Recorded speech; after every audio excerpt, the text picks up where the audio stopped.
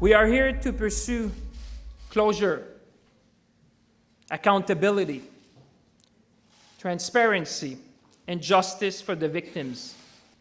In the wake of such a horrific tragedy, there are many, many questions. Families want answers. All of the countries assembled here today want answers, and the international community want answers. The world is waiting for those answers, and we will not rest until we get them. The world is watching. That was the message for Iran today following a meeting of foreign ministers from Canada, Britain, Ukraine, Sweden, and Afghanistan. They convened in London to lay out their demands for Iran as the investigation unfolds into that country's downing of a passenger plane last week. 176 people were killed, including 57 Canadians. The countries affected want Iran to hold an open investigation into what happened and hold all those responsible accountable. They're also calling for the victims' remains to be repatriated respectfully and for compensation to their families. So, what is this country doing to ensure that happens? Omar Alghabra is the Parliamentary Secretary to the Prime Minister. He joins us now from Toronto. Hi, Mr. Alghabra. Nice to see you again. Thanks for making time for us. Thank you, Vashi. Minister Champagne earlier today spoke about Iran's obligation for compensation, flowing, of course, from its admission that it shot the plane down. But I wanted to pick up on something you mentioned at the end of the press conference that you held with Minister Garneau a little bit earlier this week, and that is that you had, among the options you were considering, was some sort of compensation offered by the federal government to the families in the interim. Can you expand on that? What do you mean by that? So let me first say that we want to make sure that our families feel supported throughout this extremely difficult process. The entire country is grieving with them, and they are going through, other than obviously mourning and coming to grips with what had happened, but they are dealing with realities. And we are currently actively exploring options of how we can support them throughout this difficult process. You said, I believe, when you first mentioned that you're actively exploring those options, that you hope to make a decision in short order. When might a decision be made? When will the public be aware of what kind of help the government is planning to offer?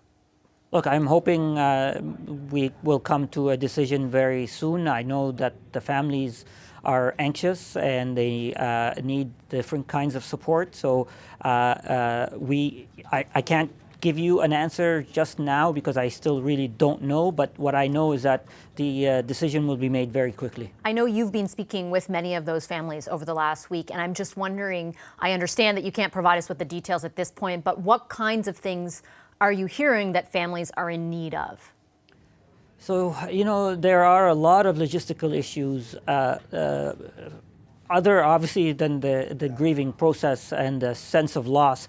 But there are logistical issues like getting access to their loved ones' financial institutions' accounts and mortgage and insurance.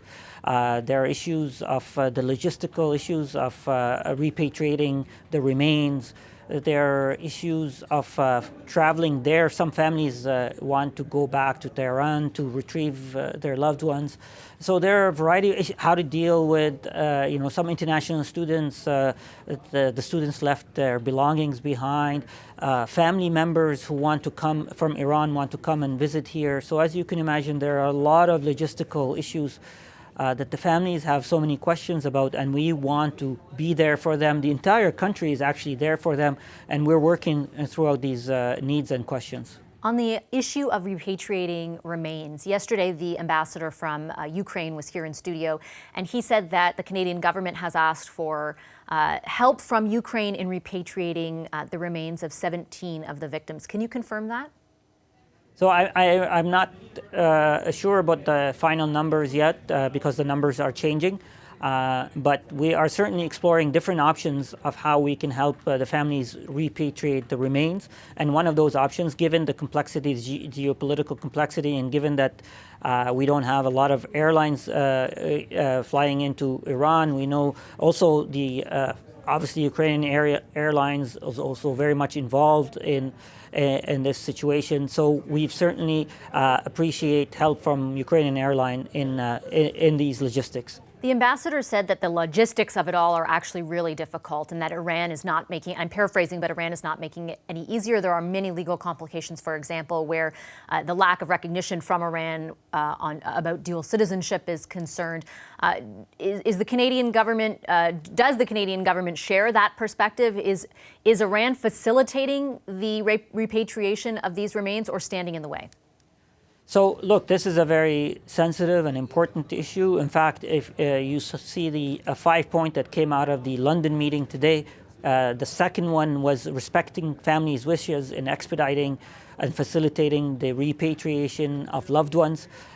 We are aware that it's complicated. We are aware that the identification is a complicated process, but we also want to impress on the sense of urgency with Iran. When the Prime Minister had an unprecedented conversation with the President of Iran, he emphasized and stressed the point of granting the wishes of the families if they choose to repatriate their loved ones to Canada.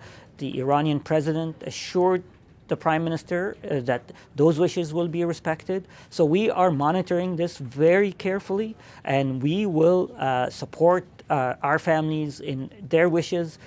I have not personally heard of any major obstacles other than clearly it's a complicated process. But is it just complicated though, or is Iran making it more complicated than it needs to be? You know, I'm not naive, and I am not going to pretend that there are no unique circumstances in what's happening in Iran. But we expect cooperation from the Iranian authorities. We expect support for the families, and we're monitoring it day by day. Can you tell me if there has been, if the process is underway for even one set of remains of any Canadian victim to come back to this country?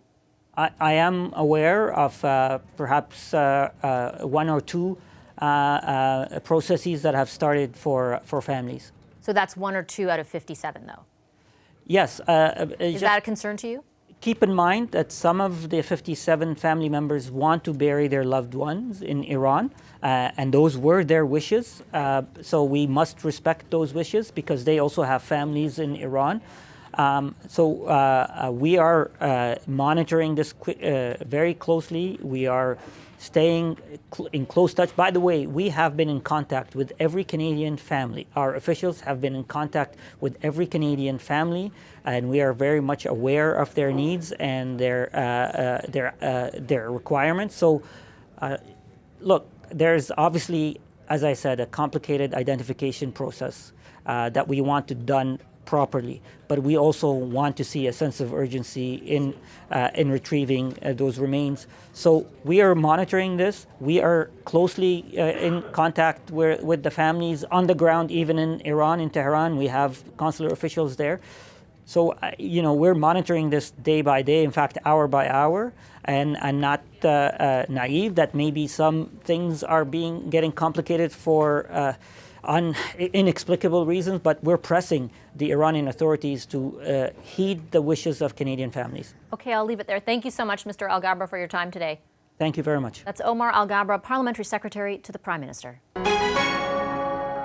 Hi, I'm Vashi Capellos, host of Power in Politics. See more of our show by subscribing to the CBC News channel or click the link for another video.